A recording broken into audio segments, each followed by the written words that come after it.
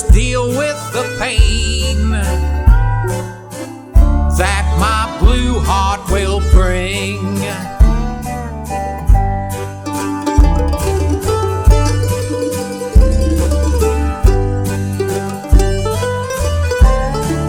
Eunice Spry is known as one of the most sadistic mothers in Britain. Eunice lived in Gloucestershire, UK, and was a foster mother to 5 children and birth mother to 2 daughters. Eunice, a devout Jehovah's Witness, routinely beat and starved the foster children in her care over a 19-year period. This is a story of 3 foster children who almost didn't survive this sadistic woman's foster home, and the tragic ending for one of the children that lived in her home. Come join me at the Murder She Shed, the place we honor the dead, right from my little she shed. Hello, my name is Holly, and I usually tell you true crime right here from my she shed 2 times weekly. So make sure to hit that subscribe button in order to join us. I have been goofing off for a few days now, so I guess I took a slight break. I didn't mean to, but it happened. I went visiting my brother, and I stayed for a few days. I only meant to stay for a bit, but then I started fishing and noodling and got all into it and had so much fun. It was hard to come home, I'm not going to lie. But here's a catfish I noodled. Actually, the big ones hurt less than the little ones. The blue cat, they tear you up. Flatheads aren't so bad, but this is a flathead that I've got here. And we just let him go back to his nest, and that was the end of that. So I didn't make a video last week, but I am back on this one. So viewer discretion is advised. Eunice Spry had 2 daughters during her first marriage, Rebecca and Judith. By the time Eunice ended her second marriage, her 2 daughters were adults, although Judith continued to live with Eunice after she began to foster children. But she never laid a hand on her biological daughters. She actually wasn't mean to her biological daughters, but Judith helped her in being mean to the foster children. The first foster child to live with Eunice was a girl she would have since birth, named Charlotte, who she actually ended up adopting. But by the way she treated Charlotte, you would never know what the future held for additional foster children. Charlotte was treated like a little princess. Charlotte had her own room, tons of toys, and plenty of food and love. And she was raised to believe she was very special and that she was to have everything she wanted. So she was often demanding and bossy. Eunice started fostering 1-year-old Victoria in 1986 and adopted her by the time she turned 5. But she was not treated the same as Charlotte. Eunice believed Victoria was an autistic child and also called her the devil's child. Victoria's development had been delayed because of the neglect from her biological parents, but she was not autistic. The first time Victoria remembers being abused by Eunice was at 3 years old, because as a curious toddler, she opened the kitchen cupboard and began peeling labels off all the canned foods. Eunice came in and instantly became angry. She told Victoria to pick one of the cans out. She opened it and told Victoria she would have to eat every bite of what was in that can. And unfortunately for Victoria, it was canned dog food. Victoria attempted to eat the whole can, but after only a few bites, she vomited it all up. Victoria was then made to eat it back up. Victoria would go weeks without a meal. In order to eat, she was forced to sneak around and eat what scraps she could find that wouldn't be noticeable. If caught, Eunice would tell her grown daughter Judith to stand on Victoria's throat, and then with a broke-off wooden chair leg, she beat the top of her feet because her feet were less likely to be bruised. She beat the soles, and she also crunched her toes until they would bleed. You know how tender your toes are. Your fingernails and toenails are so tender. There's so many nerves in there that would be so painful.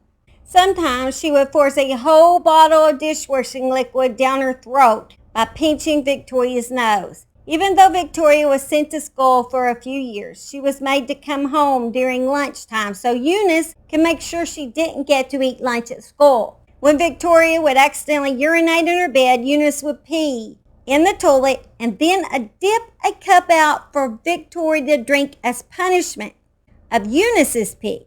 Once as punishment, Victoria had to wear a sign pinned on her back to the Jehovah's Witness Kingdom Hall they attended that said, "This child is evil.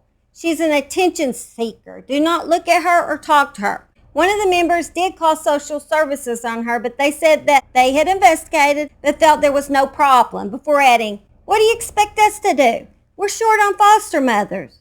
Eunice was a hoarder and the house was filthy. She even hoarded animals, but just let the animals use the bathroom and the floor and make Victoria pick the feces up. The foster children would end up all sleeping in the floor, wrapped in nasty blankets because she had too much stuff hoarded on the beds. The next little girl to be fostered by Eunice was ALLOMA, and also her younger brother Christopher. They would soon endure the same sadistic treatments as Victoria. Then in 1992, their youngest brother Caleb joined them as soon as he was born. Caleb became a favorite child, just as Charlotte had been, and he could do no wrong, according to Eunice. Soon, they moved to a home on a farm, and she began to lock Victoria, Christopher, and ALLOMA in the barn on the land. She also would allow none of the children to attend school any longer and claimed to homeschool the children. ALLOMA, though, had to teach Christopher to read and write because Eunice never homeschooled them. Eunice began to hit Christopher and ALLOMA on the feet with sticks too, not just Victoria.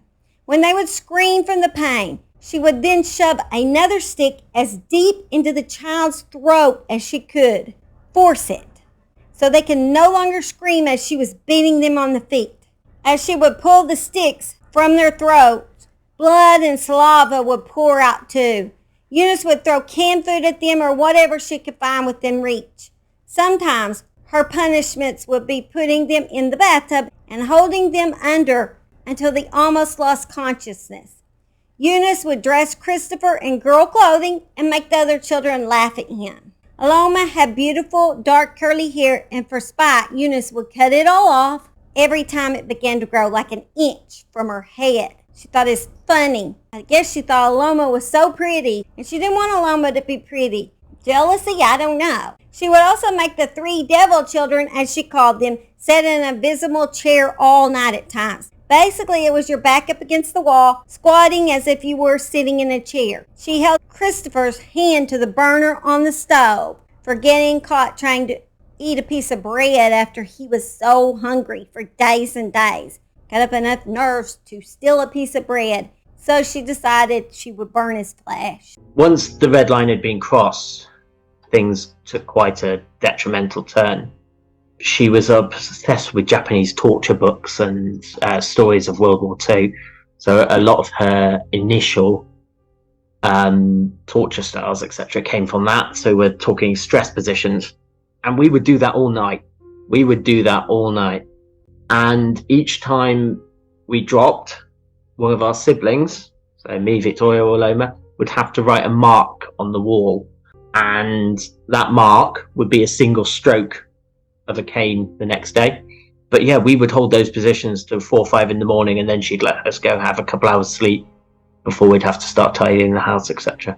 So most of these punishments, the early punishments as I call them, so when I was 6, 7, 8, happened because she thought we were lying to her. So she would count the slices of bread in a loaf, and if she thought one was missing, well, not every loaf of bread has the same amount of slices, but she was determined there'd be like 24 slices. If there were 23, we must have stolen one. But we did go to school initially, and this is where things get really weird.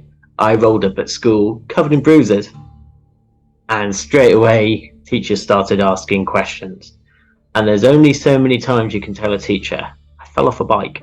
So Eunice's decision straight away was to pull us out of school and say we were being home educated. Myself and Victoria were locked in a room and fed only once every 7 to 8 days. We were in real trouble, given water every 2 days. We were basically naked in a room, and we ate rat droppings and all sorts in that room to try and stay alive. It was horrific.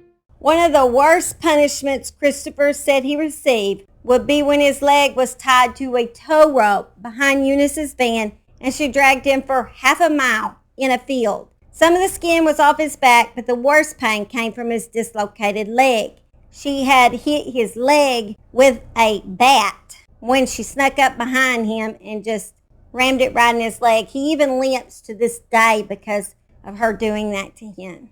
The children learned to tend to each other's wounds with the help of an old first aid book they found in the house. They quite often had broken hands or arms, and they would just strap it up and get on with it. They were also battered and attacked with hot pokers, machetes, and cricket bats. Victoria and Christopher were once tied to copper pipes naked in a cold upstairs bedroom in the old farmhouse for sneaking a piece of cake during a time when she was not allowing them to eat. Not only tied with their arms behind them, but blindfolded too. Was only allowed occasional sips of water. They had to urinate in the floor where they were tied. After a few days of starvation, Eunice brought in a plate of food for each child, untied them, and set it in front of them, but told them they were not allowed to touch the food because she had counted every item on the plate. She told them they would be beat to a pulp if any was gone. They didn't touch the plates and received 3 crusts of bread as a reward. One time Eunice forgot to lock the door, so they snuck downstairs and stole some cornflakes just for survival. But they ended up getting caught. Eunice then poured bleach into their mouths and made them swallow it. It burned their insides. After they were untied, and since they couldn't leave to use the bathroom, they had to squat in the corner. Eunice came in and seen the feces in the corner and rubbed Victoria's face in it and then made Christopher eat it. They did not leave that room for 1 month and were almost dead from starvation by then. Not only did Victoria and ALLOMA have to endure the abuse from Eunice, but their uncle essayed them too. He was Eunice's brother. One day, as Eunice's biological daughter Judith was driving the kids back home after a trip, they were in a deadly wreck. Eunice's 2 favorites, Judith and Charlotte, were killed. Victoria and the youngest Caleb were in the back seat, and they survived. After the wreck, Victoria needed a blood transfusion, but Jehovah's Witnesses are against any member receiving blood, so Eunice forbade it. Victoria was only 14 at the time, so they took Eunice to court, and the hospital was able to give Victoria blood. This saved her life, but she had broke her neck, so Victoria had to learn to walk again. Although she was capable of moving her legs, Eunice threatened her not to walk because she could get more from disability if Victoria couldn't walk. While Eunice visited her beloved Caleb in the hospital, she refused to visit Victoria because she blamed her for the death of Charlotte and Judith. As a punishment, after Victoria got back home, Eunice would take sandpaper and grind it on her, leaving sores all over her face and hands. Victoria used syringes and needles for some of her meds. And one time Eunice took a needle and came up behind Christopher and stabbed the needle into his arm, breaking it off the syringe. It was embedded all the way to the bone. When Eunice stabbed him, she told him it should have been him that died and not her 2 favorite girls. Christopher was able to get it out with tweezers, though. ALLOMA was able to escape at 17 years old. Victoria was not able to escape due to she still was in a wheelchair, and her legs had become so weak and useless. It was hard for her to try to plot an escape. But finally in 2004, when Victoria turned 19 and Christopher was 16, she was able to tell the other members of the Jehovah's Witness Church what was happening to her, and they helped her escape and tell the police what she had endured for 19 years. At Eunice's trial, the judge told her, "You were careful to carry out what can be described as sadistic torture without being found out. If it were solely my decision, you would be facing a sentence from which you would not be released." Eunice was convicted of 26 charges, including unlawful wounding, cruelty to a person under 16, assault, bodily harm, perverting the course of justice, and witness intimidation. She was sentenced to 14 years in prison, which was subsequently reduced to 12 years, and then she was released in 2014 after only serving half her sentence. In her farmhouse of horror, Eunice was so sick and twisted that she kept her foster children's teeth in a container after she knocked them out from forcing a stick down their throats. They also found the stick she used with child-sized bite marks on it and blood and saliva. After Eunice was released on bond, she continued to torture Victoria and Christopher by stalking them at their new homes. She would lay dead flowers on their porch and sneak them notes. She also would lay dead flowers on Charlotte's grave because she knew Victoria would visit the grave sometimes. Christopher still bears the mental and physical scars of his childhood and has undergone countless operations, including having the tip of a steel knife removed from his jaw after Eunice had rammed it into his mouth, and also pieces of splinters found in his throat. For Chris, the physical fallout continues with lasting damage to his stomach lining, causing ulcers and other issues, which at one point made him vomit 6 times a day for 6 weeks. He spent much of 2019 in the hospital being treated for kidney damage, probably caused by beatings, malnutrition, or ingesting bleach. That might not help. Victoria was able to walk again after strengthening her legs. Sadly, Victoria, who continued to self-harm herself because she felt that is what she deserved, because Eunice told her she was a devil child and deserved every one of the punishments she would receive. What makes me get through it? Friends. Friends are my family. I don't have really family, but they are my family. They've chosen to mix with me and support me. And I suppose my beautiful, beautiful Labradors, they just, yeah, I love them more than words can say. They keep me going. So I wake up every day and I look at them and I almost forget the past. They're so beautiful. And they show me all that's beautiful in the world, really, and how loving a soul can be. Is it almost because you get unconditional love from dogs? We had a black Labrador growing up, and he used to come downstairs after the crash, and I'd cry at night, and he'd lick the tears off my face.